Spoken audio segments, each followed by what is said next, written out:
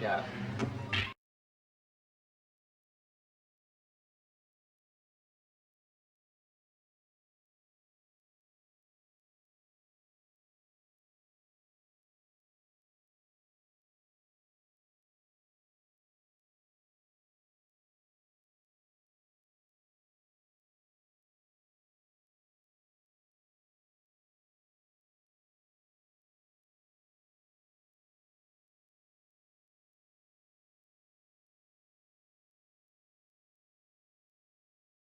I've been through radio and television, and he would be one of the finest men that I've ever met. I don't think that there's been any top-notcher in any sport who's been so universally liked by his contemporaries as was Walter Lindrum. But I submit to you that there was no more valuable nugget ever came out of Kalgoorlie than Walter Lindrum. The word genius even isn't enough for him, because he's the greatest curist that's ever lived.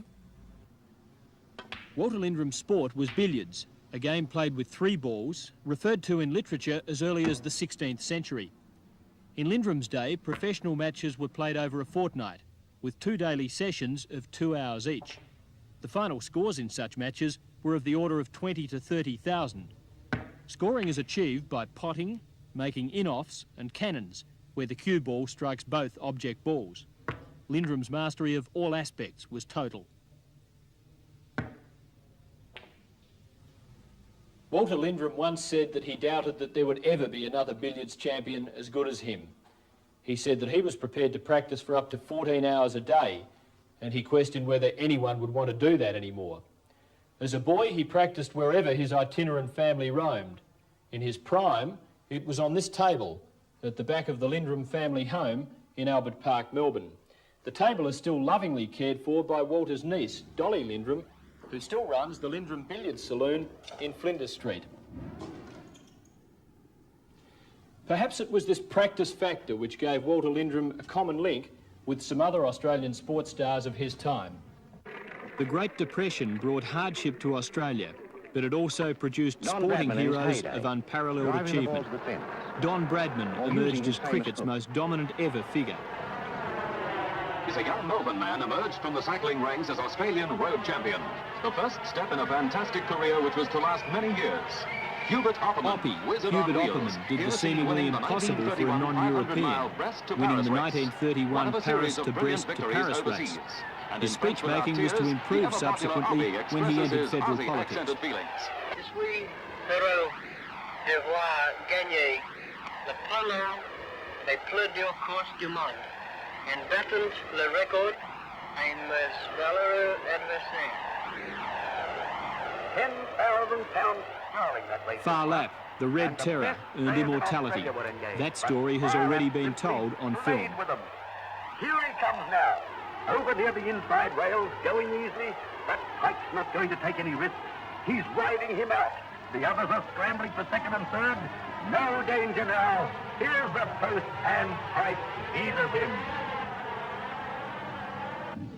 And Walter Lindrum, who stood with the other 3 and was arguably the greatest of them all. Indeed, Sir Donald Bradman has said that Lindrum was a more proficient sportsman in his field of billiards than was Bradman at cricket.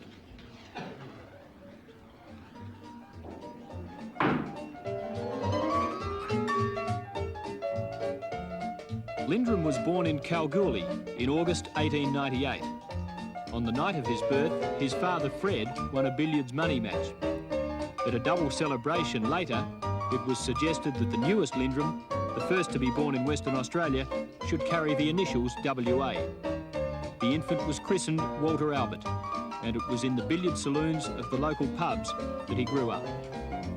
More than 80 years on, the life story of the child born that night has been written by Andrew Ricketts, whose passion for billiards and fascination with Lindrum's career prompted the pursuit. A story from the early days tells clearly of the son's enthusiasm and of his father's discipline. There's a story that's well known, and that is that one day Walter's father went off to the races, and young Walter was left at home to his own devices at about the age of 5 or 6. Pinched the key to the billiard room from behind the hotel bar and went in there and was having a great time. So he thought, until he tried to emulate his older brother Fred with a masse shot, which of course you have the cue raised vertically for. The result was a tear in the billiard cloth, and Walter knew he was in for a hell of a hiding, so he raced off to his room and hid behind the door. His father came home from the races. Walter was nowhere to be found, and the billiard room door was left open. The cloth was torn, and so the message sort of got through. His father, of course, was a very, very hard taskmaster with him as a kid. Made him practice anything up to 12 hours a day. And he used to say, Walter, go back into the room. You've only done 8 hours. Don't do 12. Practice until your back aches and then practice again. And I think that it done Walter a power of good. Now, to create touch in billiards, ladies and gentlemen, of course, requires a lot of practice, and there are many methods of practice that you can impart that touch to your maker. Perhaps if you go The along impact to the of Fred club Lindrum on his and your son's career husband was enjoys great. his game of He billiards, demanded practice, if I can take and he him from converted 30 or Walter, a 40 natural break to a right-hander, 60 or into a 70 left-handed break, cueist. I think I've done This a was really because good Walter job. had lost the top However, joint of his right this index will show finger you in the an method accident of touch when 3 years required. old. In this particular movement, I have the balls out from the cushion, not against the cushion, and it's a very lovely shot to practice the touch. I shall try and make a 30 break with these balls out from the cushion for you.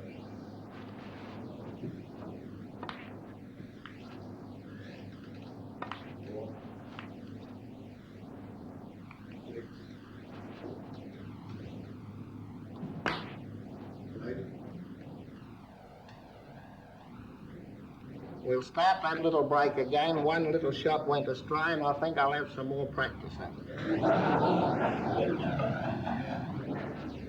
2, 4, 6, 8,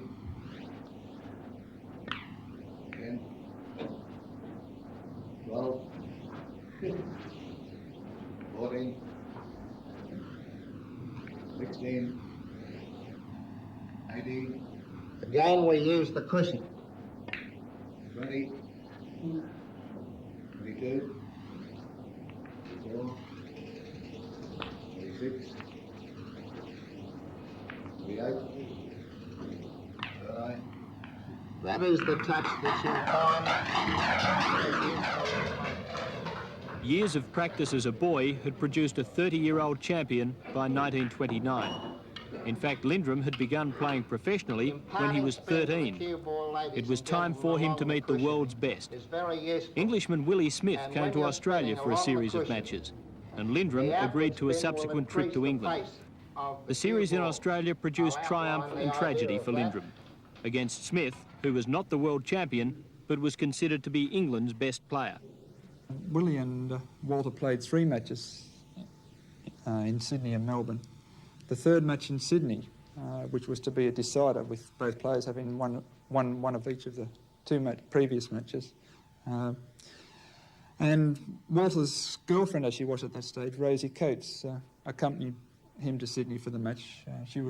She'd been his girl for over 2 years and accompanied him on various exhibitions around New South Wales and Victoria.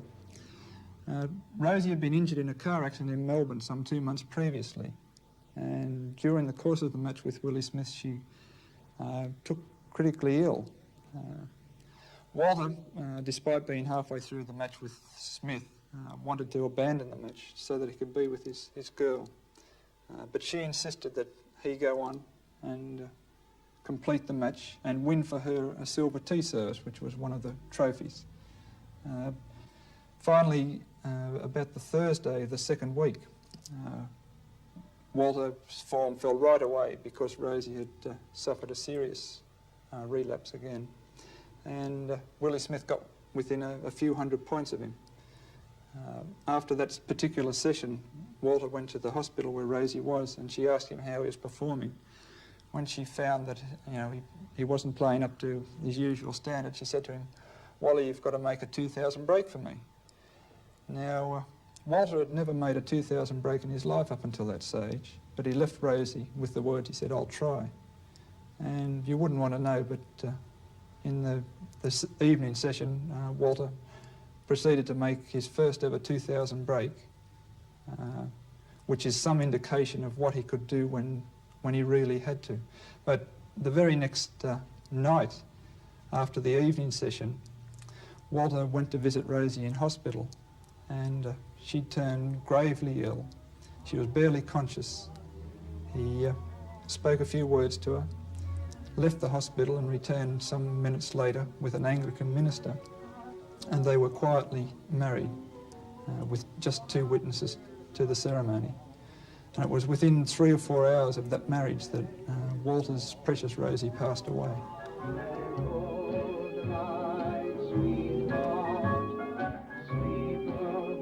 It was her favourite number, and as you know, she died when he was playing in Australia, Rosie. And he'd have this record going, "Good night, sweetheart," and it went on. I said, "Walter, you'll have to stop, I'll throw it overboard."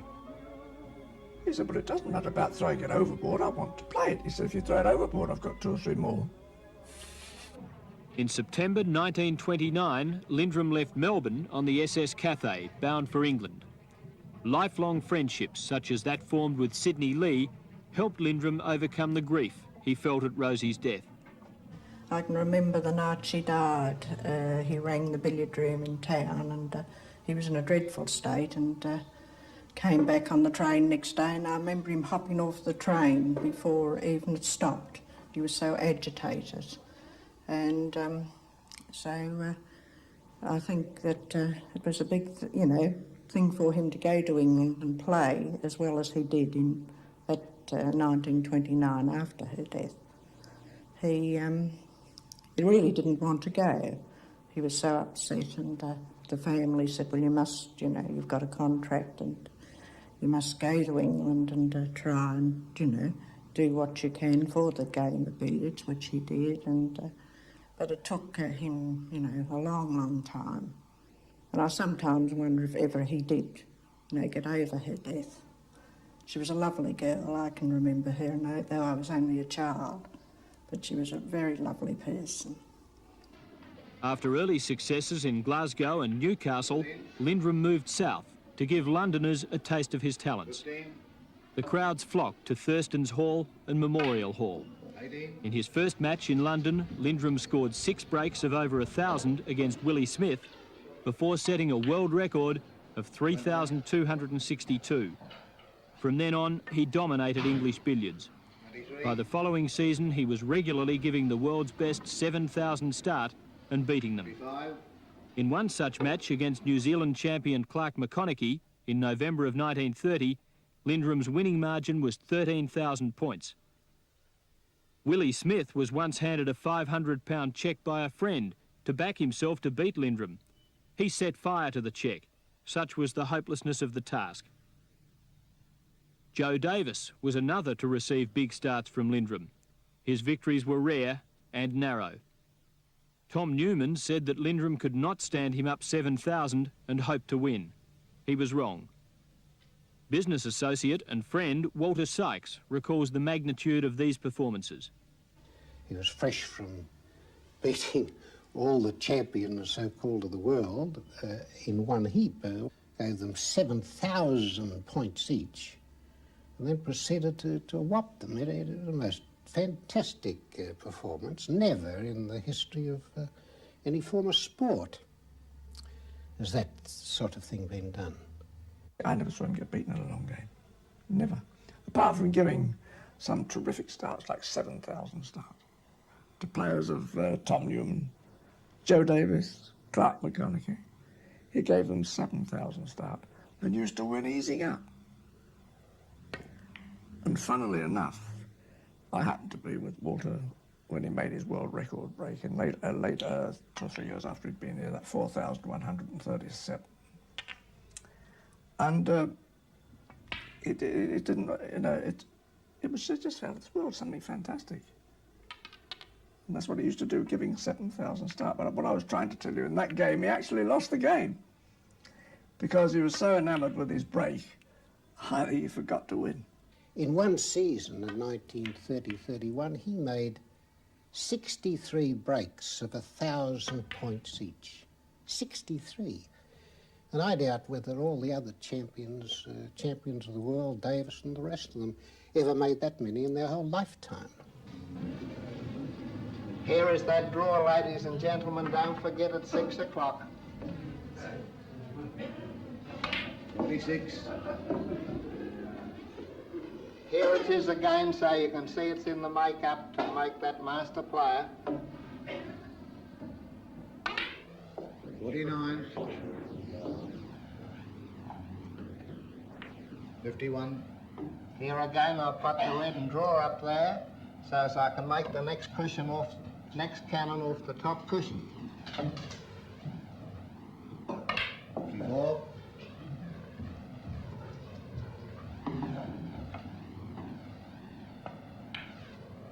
56.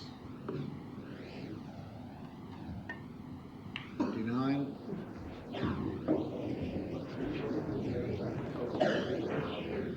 61. Here is that 6 o'clock shot again. 64. 66. 69.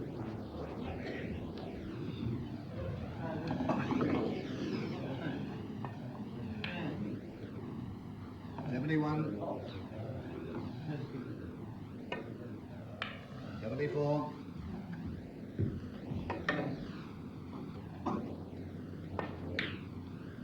77.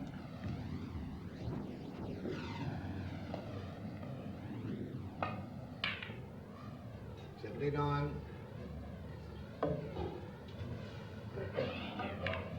81.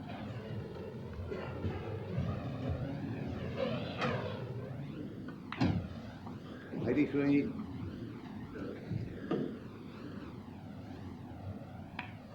85. 87. 89.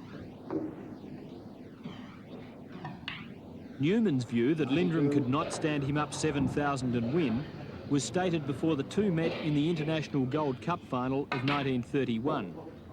Lindrum had set another world record in his previous match with a break of 3,905. But Newman was in outstanding form. Early in the final, he'd extended his lead beyond 9,000 and his supporters looked set to collect big money. However, Lindrum struck back. His ability to score heavily at the top of the table and then from his famous nursery cannons helped him claw his way back into the match. He took the lead in the 22nd session and won the match by more than 1,300 points. His average score per visit to the table was 248, compared to Newman's 169. Andrew Ricketts claims that this match produced Lindrum's greatest achievement. At one stage of the match, after conceding those 7,000 point start, Lindrum was over 9,000 points behind. He then proceeded to rattle off 4 breaks in succession of 2,835, 451, 1,796 and 2,583. Now the key of those 4 breaks is that the first break and the fourth were both over 2,000 points. So in the space of 4 visits to the table, Lindrum had made 2 breaks over 2,000. Well, of the 4 other greats of the billiard world at that time, which were Joe Davis, Willie Smith, Clark McConaughey and Tom Newman, only Davis and Smith succeeded in making breaks over 2,000. In fact, they both made 2 breaks over 2,000 in their entire lifetime. Yet in the space of 4 visits to the table, Lindrum performed that feat.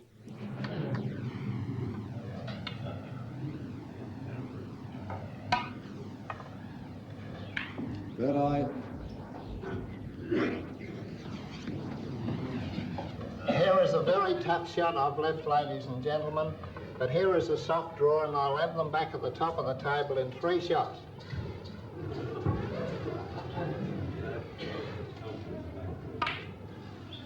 Third eye 2.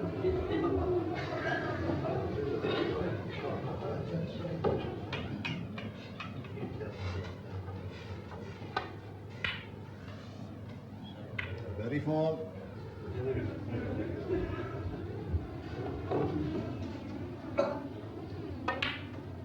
36.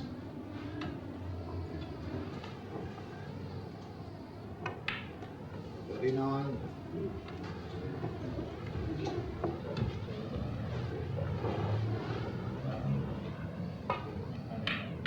41.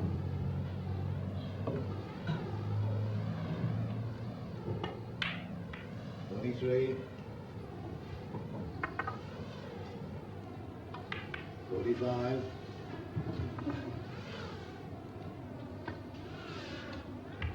47.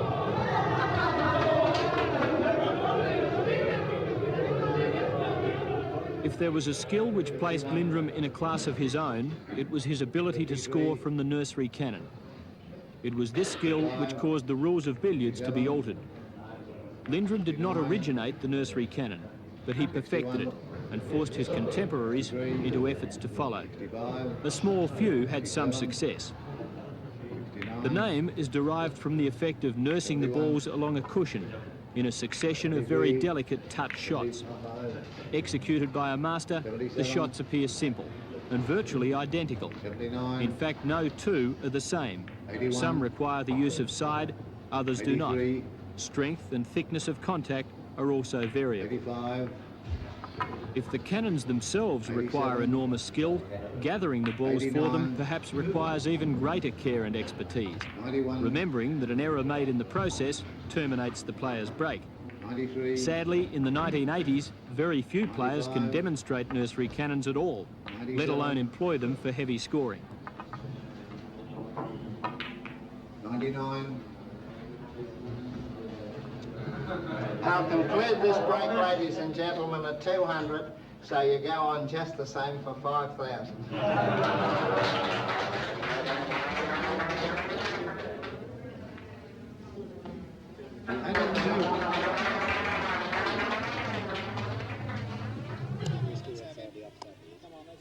Sociologists would probably agree that the rise of Lindrum and Bradman during the Depression was more than coincidence.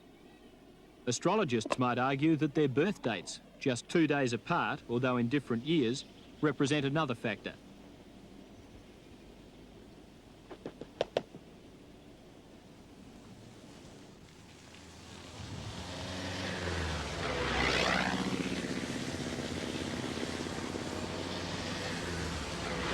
Hubert Opperman's greatest sporting feats also occurred during the Depression. He agrees that the hard times of that era had an effect, although he says there was another factor at work. I think it was because times were very difficult. It meant that if you were in sport, that you were more or less fully occupied in an interesting way. And it was after the war, the First Great War, there had been a national spirit developed by the Anzacs. There's not a shadow of a doubt about that. Australia was very proud of its military efforts, and it was a natural follow-on that anybody who was outstanding in sport was carrying on the Anzac tradition that Australians could compete with the rest of the world. I think there was an atmosphere in that way, and people appreciated effort and application. There was not, and I say this not a critical way, I suppose, but there is a variation today. There's a denigration today of those who get into the top class of sport. There's an analysis of them that wasn't in those ways. They wanted their sportsmen to be like Caesar's wife, beyond reproach in everything that they did. So you were on a pedestal that you felt that you had to do everything you possibly could to achieve, to maintain. Genius and the Depression, though, were not all that Lindrum and Bradman shared in common. Both were to have far-reaching effects on the sports they dominated. It's remarkable that Lindrum and Bradman came to the fore in England within 12 months of each other. And there are a number of similarities between the achievements of the two, which makes me think of them as the sporting twins of Australian sporting history. And in fact, one of those similarities is that Bradman's performances with the cricket bat were so outstanding that the bodyline bowling controversy of 1932-33 was a direct result. In Bradman's case, a tactic devised by the opposition to reduce his effectiveness. For a series, his batting average was almost halved. In Lindrum's case, the authorities instituted change. Walt Lindrum's outstanding billiards was directly led to the balk line rule in billiards. It's a well-known fact that the rules of billiards were changed to curb Walter Lindrum. It's not so well known how that was actually achieved in relation to nursery cannon play. Jim Collins was 5-time New South Wales amateur billiards champion, a sparring partner of Lindrum's in exhibition matches, and in the 1930s achieved proficiency in nursery cannon play. Well, initially there was no restraint on the number of nursery cannons. That wasn't palatable because of Lindrum's great prowess, and it was inevitable that they should try to limit them in some way. In the first instance, they required that there be a limit of 35 cannons. That was no barrier, so the next step was to impose a requirement that there had to be an indirect cannon after 35 cannons. And that, explained, means ball, cushion, ball contact, rather than any other concepts one might occur to mind. That didn't stop Lindrum. He made it quite a joke. He was able to overcome that without any difficulty at all. So the next step was to impose a requirement that the cue ball cross the balk line once in every 100 points. Now, that did have some sort of braking effect, but simultaneously it had a braking effect on all the other professionals. So it didn't achieve the desired purpose of just curbing Lindrum. They eased it out, therefore, to make it once in every 200 points. And that meant nothing to Lindrum, either he could overcome any of these. So the next step was to tighten it up and make it once in every 200 points between the mark of 180 and 200. That is in every 200 points. So you'd need to cross the balk line with the cue ball between 180 and 200, between 380 and 400, and so on. And that was in vogue until well after Lindrum's conclusion as a professional. He's long since abandoned competitive play in favour of exhibition matches and the like. And it was still in operation, as I recall, until well after the war, before it was totally abandoned. There was no one to apply it to anymore. And by that time, the generation of professionals that came up with Lindrum had virtually dispersed. Lindrum was to play just 4 seasons in England, and after the war became primarily an exhibition player. These contests, such as this one with Test cricket great Keith Miller, were not always played on the billiard table. His fundraising efforts during and after the war established Lindrum's reputation as a great philanthropist. He was an enthusiast in everything that he did. Look, Walter Lindrum carried the crown in billiards. He had the focus of public attention on him with his record breaking and the ease with which he did it. But look, he'd come into a room and he wasn't Walter Lindrum, the big champion. He was somebody who'd come to meet the others, and he was interested in them.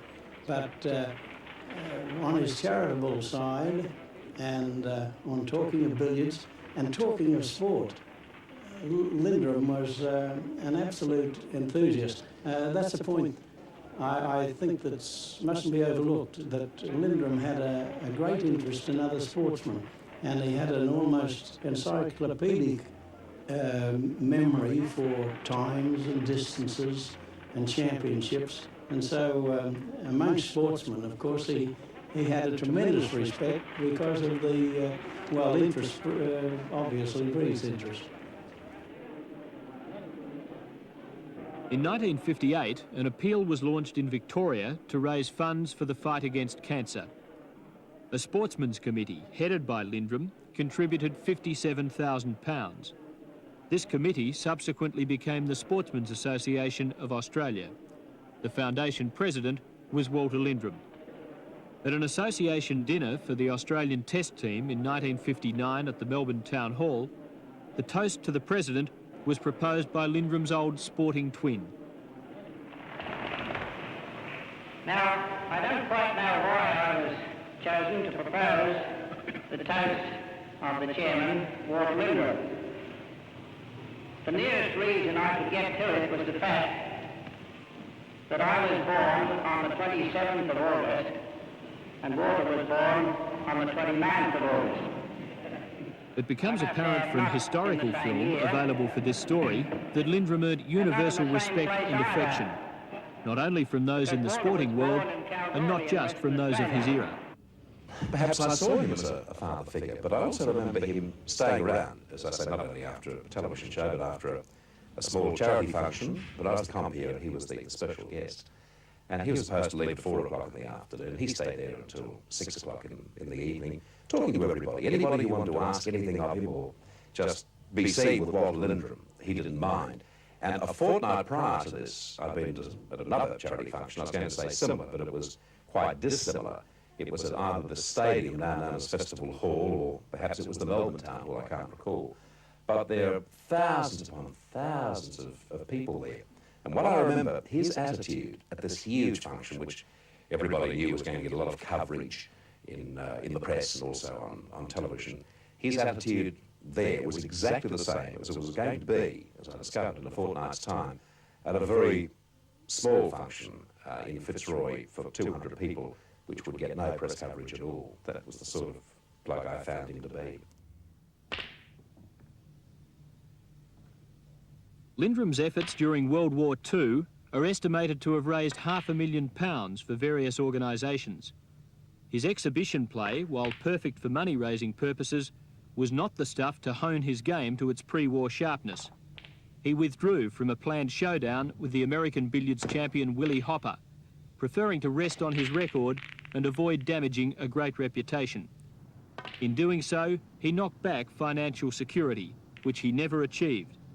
He continued to donate his services to any worthwhile cause when approached, refusing to accept payment for his services.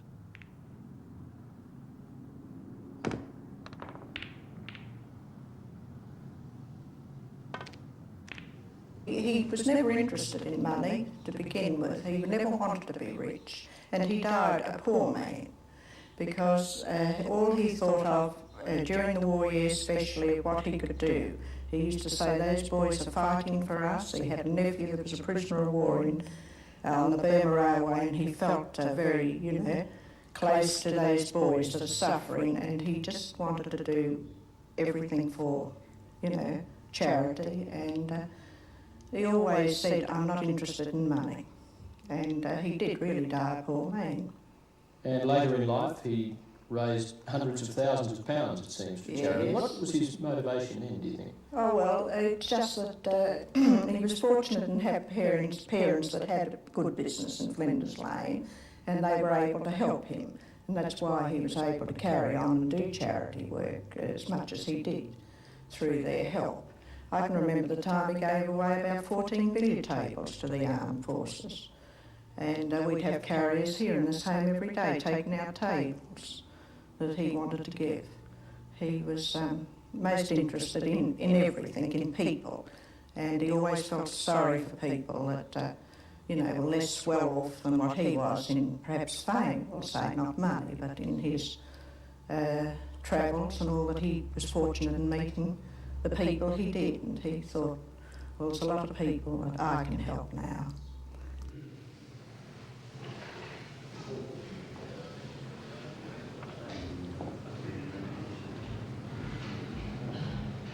Now, this is very important for all the chaps that play snooker in the clubs, for the ladies for that matter in their homes. If ever the balls line up and you want a swerve of a masse shot, the striking point can only be in the one place, either 2 o'clock or 10 o'clock. If I want to swerve to the right, that is, swerve all over the place to get out of any snooker, my striking point is at 2 o'clock. If I want to swerve to the left, my striking point is 10 o'clock. So you can see that in the course of all the shots on a billiard table, every part of that ball, which you must imagine as a clock, plays a very big part with spin, draw, many things around the cue ball that happens if you can only find a way of using that clock. Here is an example, a shot at 2 o'clock.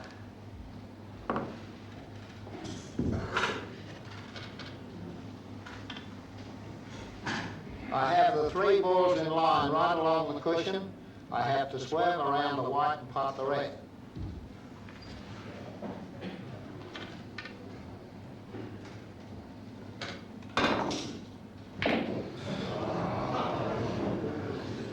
Lindrum's success as a fundraiser was achieved through great skill and generosity, and a third asset, a sense of humour. This time by going around the white in the centre of the table at 10 o'clock. So you can see that if you ever get snookered, the point is 2 o'clock or 10 o'clock.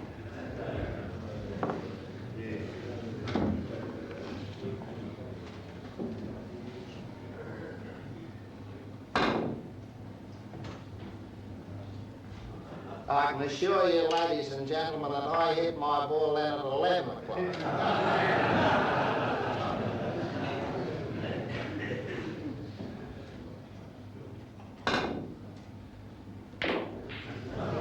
I hit at that time at 10 o'clock. Whereas Lindrum used his various skills to raise large sums for others in the 1940s and 50s, competitive cueists can acquire wealth for themselves in the 80s playing snooker. In the present snooker boom, a player does not have to be a top-notch professional to make a reasonable living. The question as to what Lindrum might have achieved as a snooker player will never be answered. But former pot black referee Sidney Lee has watched billiards and snooker in 2 eras. I had a word with him about snooker. And as you know, when they played billiard sessions for an hour, 3/4, they put together snooker balls on the table for either 1 or 2 frames after the session. And he made the occasional 100 break when he tried. So I did say to him, I said, Walter, would you ever be a good snooker player? And how would you fare with Joe Davis? He said, I'd do the same with him as I'd done at billiards. In my opinion, of Lindrum, he would be a different class to anybody that's ever struck a billiard ball. I'm not trying to belittle the players of today, such as Steve Davis, Jimmy White, all those players, because they are geniuses in their own little right. They're wonderful snooker players. But the all-time greatest for me was one man, and that was Walter Lindrum. 40. Lee's opinion is supported by Joe Davis, the top snooker player of his time. In 1960, Davis said that Lindrum, had he taken to snooker, would have been the outstanding snooker player the world had ever known. Had he been born half a century later, it's likely that Lindrum 15. would have been a snooker player. The 22-ball game has eclipsed the game of billiards almost totally. Melbourne sports journalist Don Lawrence is a keen player and student of billiards.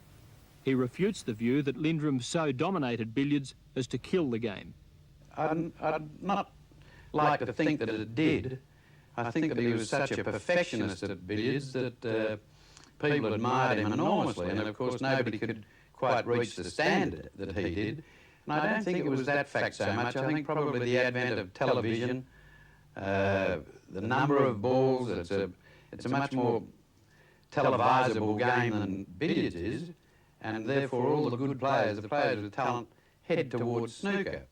But I do remember, and I'd like to tell this little story, and I think it indicates just the way snooker has taken over, that back in 1950 I was in London with an Australian sports writer, a good friend of mine, Jack Pollard. And I used to play quite a bit of snooker in the club in which we were living, and I couldn't get a game of billiards, but one day one of the young snooker players said that he knew a fella who played billiards. I said, bring him in. So we had a game of billiards. And I remember I made a 65 break to start with because I was that nervous. We had a gallery of about 100 of these very keen young snooker players who'd never really seen a game of billiards. Now, just why billiards has disappeared as a popular game, I'm not quite sure. But I do know that at Lindrum's in the city, there are about 4 games of billiards a week played there, and the snooker balls are going all the time. Lindrum's billiard saloon these days is the venue for far more snooker than for the sport it was established to encourage. And yet the era of highly professional snooker does not alter the atmosphere of such an establishment. Like racing, the sport of kings, the queuing sports know no socio-economic barriers. In fact, billiards literally became the sport of kings on February the 19th, 1931.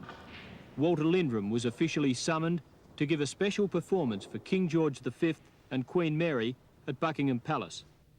He rang his tailor in London and ordered a new suit, and spent time practicing his trick shots in complete privacy in order to have each shot perfect for the palace.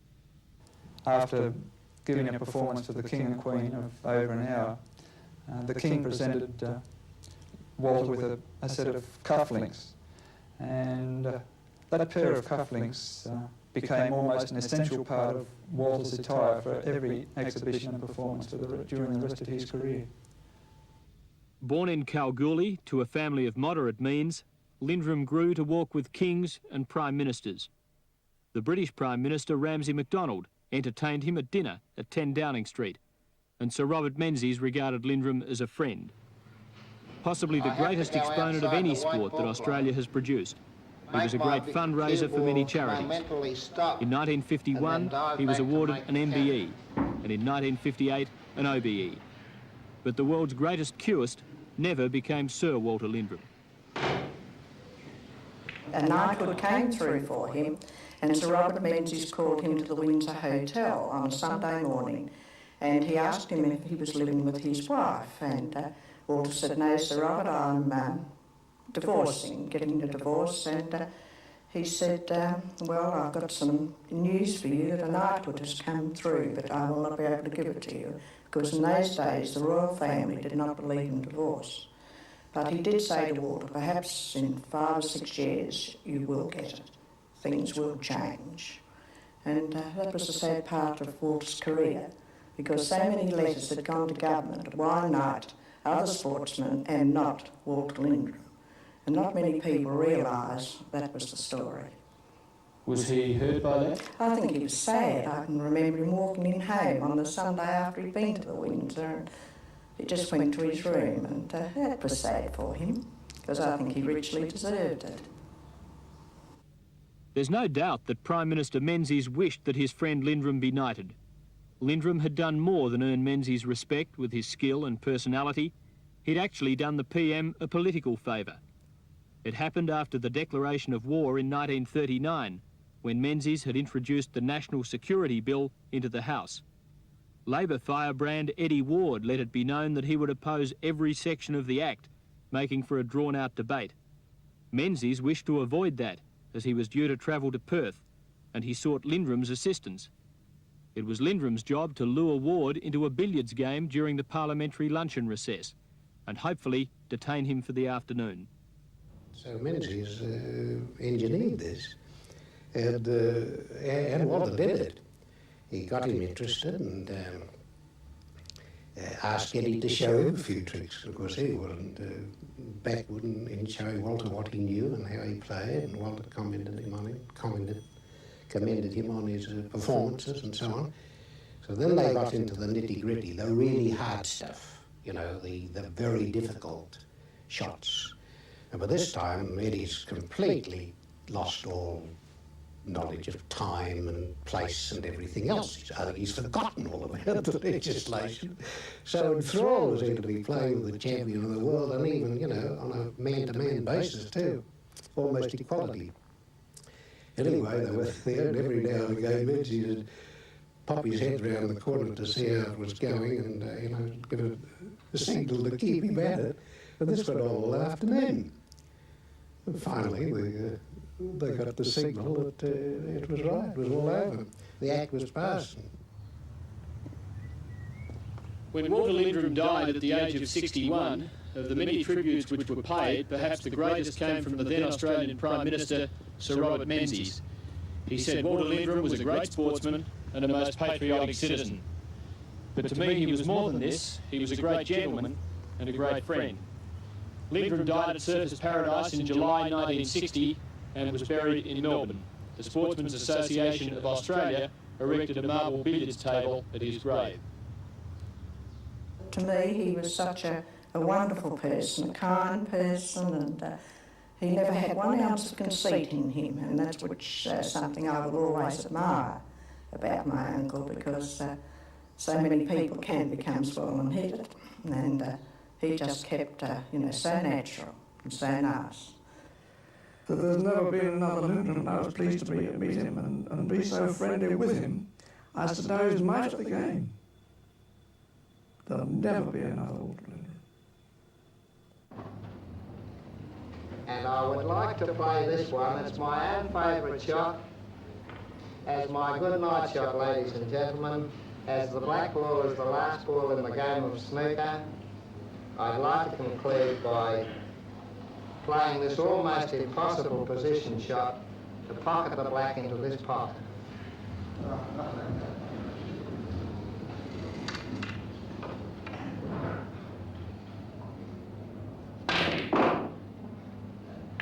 I was potting the red over there to show you the line that I couldn't get.